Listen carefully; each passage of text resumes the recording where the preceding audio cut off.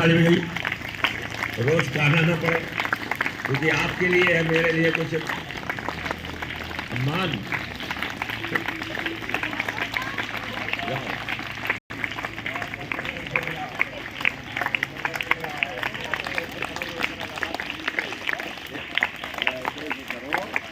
देखो उससे ज्यादा उत्साह बढ़ेगा।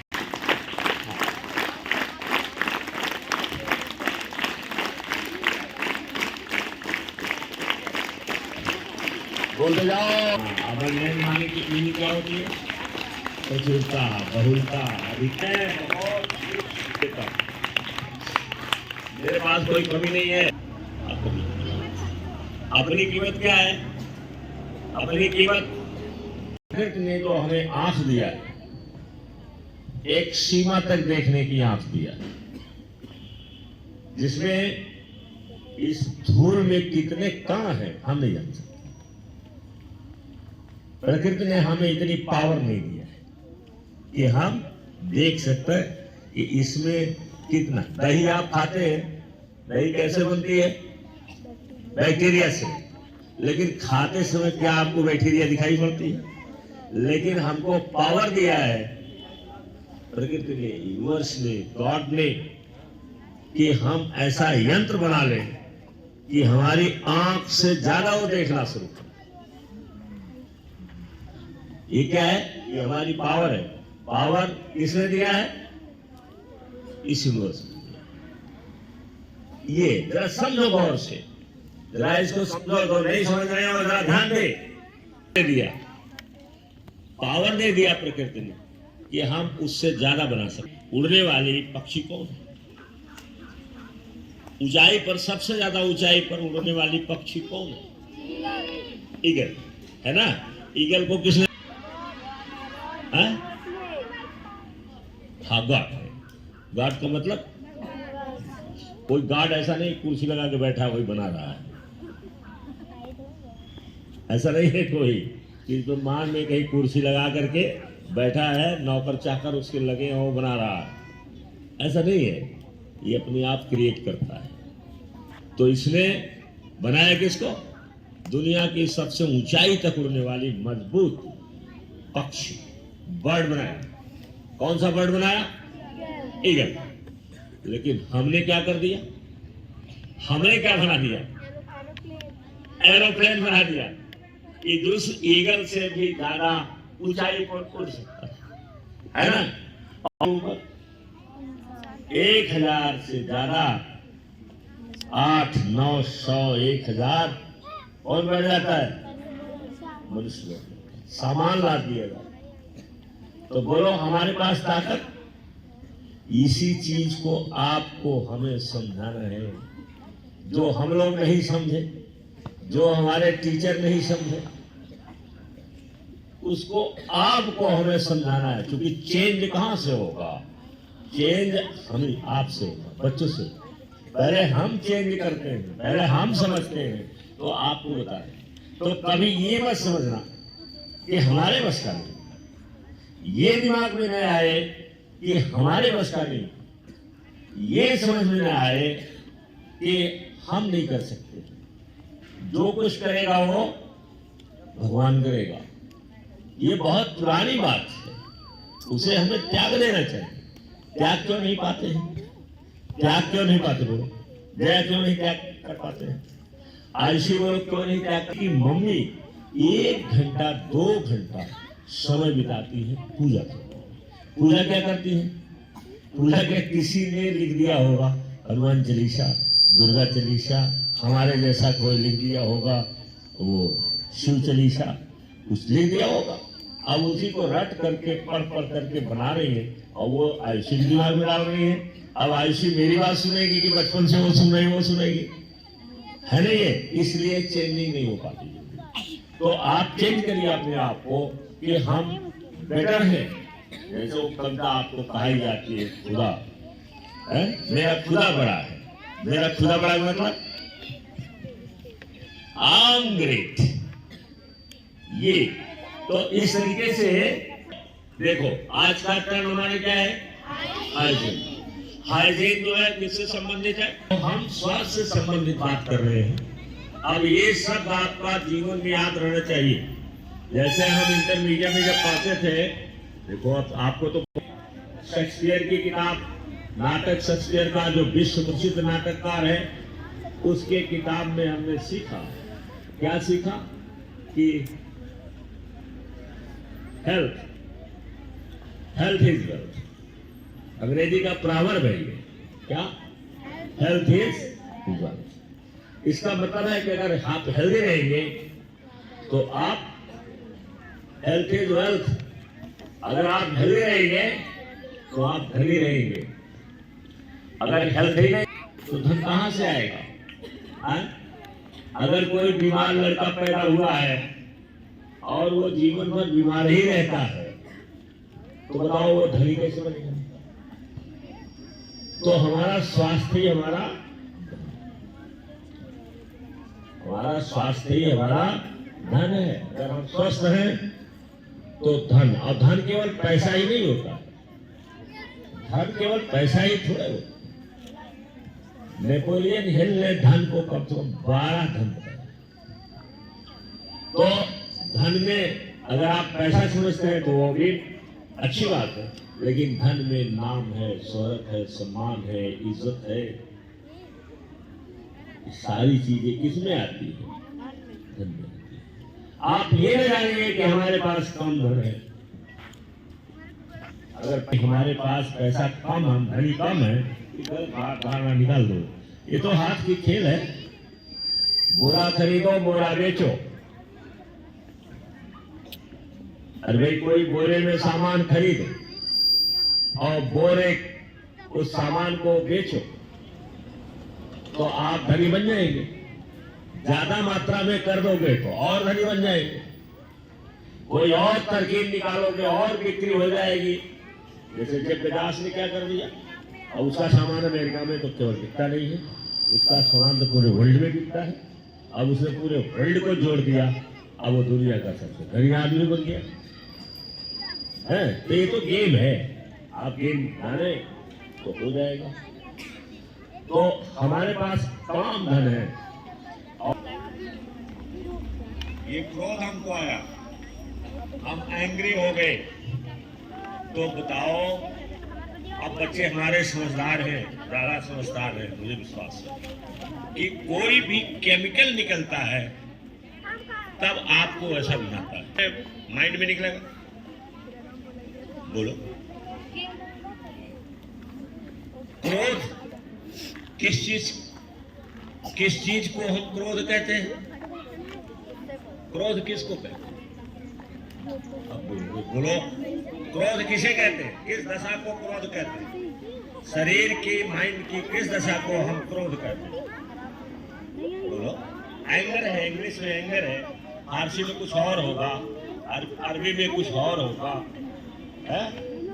इजराइल का लैंग्वेज है, उसमें कुछ और होगा, लेकिन सब है एंगर, क्रोध। तो क्रोध शरीर की कौन सी दशा है? जब हम उत्तेजित हो जाते हैं, माइंड हमारा नियंत्रण में नहीं रह जाता है, हम कोई बिना सोचे समझे काम करने के लिए तैयार हो जाते हैं। कभी कभी आग लगा देते हैं, घर जलने लगता है, कभी कभी हम बस्ता उठा कर फेंक देते हैं, पानी में चला जाता है। यही क्रोध की स्थिति है। हम किसी को मार देते हैं, किसी को धक्का दे देते हैं, उसे चोट लग जाती है, तो ये कौन सी स्थिति है? ऐसी बोलो, कौन सी स्थिति है? निकाल करके इसको फेंक देंगे, मम्मी को धक्का मार देंगे, गिर जाएंगी, थाली उठा के फेंक देंगे और खाना सहित कहीं और चला जाएगा। तो ये स्थिति क्या है? ये क्रोध की स्थिति। यही स्थिति है क्रोध की। कौन बोलेगा नहीं? कोई बोलेगा? क्रोध की स्थिति क्या है? यही तो है। अब ये स्थिति में जो केमिकल निकलेगा वो हमारे माइंड में निकलेगा, उसी केमिकल से हम क्रोधी बन गए। तो जब उस केमिकल निकलता है तो केमिकल निकलने के लिए कोई रास्ता नहीं है। अब ब्रेन से जब वो केमिकल निकलेगा तो उसके लिए कोई रास्ता नहीं है। आप कब बनेगा? हम फूक देंगे, रास्ता बना हुआ है। लेकिन माइंड में जो केमिकल निकलता है उसके लिए कोई रास्ता नहीं, वो फिर कहीं जा करके जमा होता है। और जमा होता है तो अगर बार बार आप क्रोध करेंगे तो आपका टॉक्सिन बढ़ जाएगा। एक तो बार बार आपको क्रोध आएगा क्योंकि केमिकल वो कहीं जमा है, और जैसे कोई बात ऐसी आएगी वो आपको पसंद नहीं है। क्रोध आता क्यों? बोले क्रोध क्यों आता है कि जिस चीज को हम चाहते हैं वो चीज हमें नहीं मिलती, तभी तो क्रोध आता है।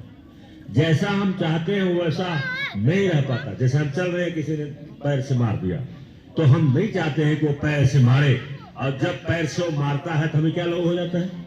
क्रोध। आप मांग रहे हैं घर में, घर से नहीं मिल रहा है तो क्या हो जाता है? क्रोध होता है। तो वो क्रोध का जो केमिकल है, उसका जो टॉक्सिन निकलता है, वो बाहर निकलने के लिए कोई जगह नहीं है, तो वो कहीं जमा होता है हमारे ब्रेन में ही, कहीं वो जमा हो जाता है। और जब वो ब्रेन में इकट्ठा होने लगता है तो कोई भी चीज, पानी को अगर कहीं इकट्ठा छोड़ दो कुछ दिन के लिए तो जहरीला बन जाता है। वो आप करते हैं तो ज्यादा से ज्यादा केमिकल निकलेगा, वो टॉक्सिन जमा हो जाएगा बॉडी में, मतलब ब्रेन में कहीं, और वो पॉइजनस हो जाता है, जहरीला हो जाता है। तो वो जहरीला जब हो जाएगा तो फिर बताओ आप कैसे क्या बनेगा? तो इसलिए ऐसी चीजों के लिए डिटॉक्स करने के लिए हमारे पास उपाय बताए गए हैं। योग साधना बताया गया है, मेडिटेशन बताया गया है, और अनेक चीजें अच्छी खाने के लिए बताया गया है, ताकि आप ऐसा खाना न खाएं जो आपके बॉडी को टॉक्सिन। अब इसके बाद क्या होगा? आपको स्ट्रेस होने लगेगा, आपको क्रोध आने लगेगा, आपको कुछ और हो जाएगा। तो जिसकी वजह से अगर आप स्ट्रेस में रहना शुरू कर दीजिए, तनाव में रहना शुरू कर दीजिए, तो एक स्ट्रेस जो है 40 बीमारियों का जन्म जाता है। और आप डायरी पर नोट कर लीजिए, स्ट्रेस, तनाव, क्रोध, बार बार क्रोध आना। तो तनाव जब होगा तो क्रोध आएगा बार बार। आप समझ नहीं पाएंगे क्यों मुझे क्रोध आ जाता है। तो ऐसे में एक जो स्ट्रेस है, स्ट्रेस, तनाव, कितने बीमारियों का जन्म लाता है? 40, जिसमें कैंसर एक कैंसर आदमी को हो जाता है, और अस्थमा हो जाती है, कुछ और हो जाता है। अरे भाई 40 बीमारी है ना, तो मैंने सबको तो यहाँ गिनाया नहीं। अब 40 बीमारी हमको गिनाने के लिए कहीं नोट निकालना पड़ेगा। तो मैं मोटा मोटा बता रहा हूँ कि स्ट्रेस से 40 बीमारियां पैदा होती हैं। इसलिए स्ट्रेस में कभी मत जाइए, स्ट्रेस में कभी मत जाइए। आपको हम कहते हैं कि गले तक आप परेशानी में पड़ जाए, लेकिन फिर भी कह रही है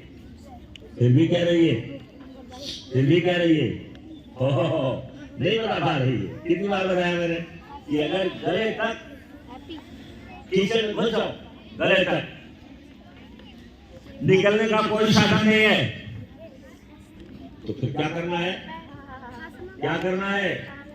यहां तक फंस गए हैं, निकलने का कोई साधन नहीं है, मुसीबत में घिर गए हैं, फिर भी क्या करिए? मुस्कुराते रहिए, हंसते रहिए। हंसने मुस्कुराने से जब हमारा माइंड जो है स्वतंत्र रहेगा तो कोई उपाय बताएगा, कोई उपाय प्रकृति बताएगी, ईश्वर बताएगा। ये जो जिसको जिस नाम से लोग जानते हैं, हम तो इसको यूनिवर्स कहते हैं। तो ये यूनिवर्स कोई न कोई रास्ता बना के भेज देगा आपके पास। बट डरिए नहीं, गले तक डूबे हैं, फिर भी आप क्या रहिए? मुस्कुराते, हंसते। समझ गए ना? तो स्ट्रेस नहीं होना चाहिए। तो इससे जो टॉक्सिन निकलेगा वो पॉइजनस होता है, और उस पॉइजन से 40 बीमारियां मनोवैज्ञानिकों ने बताया है। तो हम स्वस्थ रहे कैसे? स्ट्रेस से। तनाव नहीं रहना चाहिए शरीर में। ऐसे पीसफुल माइंड रखिए, मेडिटेशन करिए, और कुछ करिए, विजुअलाइजेशन करिए, अच्छी चीज की कल्पना करिए, अच्छा चीज आशावादी रहिए, याद नहीं तो कल होना ही होना है। तो ऐसे में तनाव कम होता है, तो हाइजीन में आज मैंने बताया कि स्ट्रेस नहीं होना चाहिए, ऑलवेज बी पॉजिटिव, हमेशा सकारात्मक रहिए, आशावादी रहिए, मेडिटेशन करिए घर में। आपको नहीं मालूम है मेडिटेशन क्या होता है। यहाँ अच्छे अच्छे पूजा करने वाले बीमार पड़ जाते हैं। क्यों? कहने के लिए तो पूजा करते हैं, लेकिन दिमाग से इनके लालच नहीं खत्म होती है, दिमाग से इनसे क्रोध नहीं निकलता है, कुछ और नहीं रहता है, ढंग से खाना नहीं खाते हैं, तो उससे आपका बहुत स्वस्थ थोड़ा रह जाए। इसके विधान है ना, बी पीसफुल, आशावादी रहो, आशावादी रहो, पॉजिटिव रहो। ये सारी चीजें आपको, क्योंकि ये दांत, आंख, कान, ये सारा जानिए कि हमें 80 साल तक ले जाना है, 80 साल तक ले जाना है। 80 साल तक हम जिंदा रहेंगे तो हमारी आंख अच्छी रहनी चाहिए, हमारा दांत अच्छा रहना चाहिए, हमारा मुंह चमकीला रहना चाहिए, स्किन काली हो जाएगी। गोरी गोरी महिलाओं को मैंने देखा कि 40, 45, 50 के बाद ये इनका गोरापन पता नहीं कहाँ चला गया, क्योंकि ये 10-20 साल से क्या बने हुए हैं, तनाव में। कभी लड़का नालायक निकल गया उनके अनुसार, कभी लड़की कुछ हो गया, इतना हो गया है ना। घर में पैसा घट गया, तनाव, किसी ने कुछ कह दिया, तनाव। 50 तक जाते जाते जो गोरा रंग है वो किस बदल जाता है, काले में। श्रेया बता रही है किस बदल जाता है, काले में।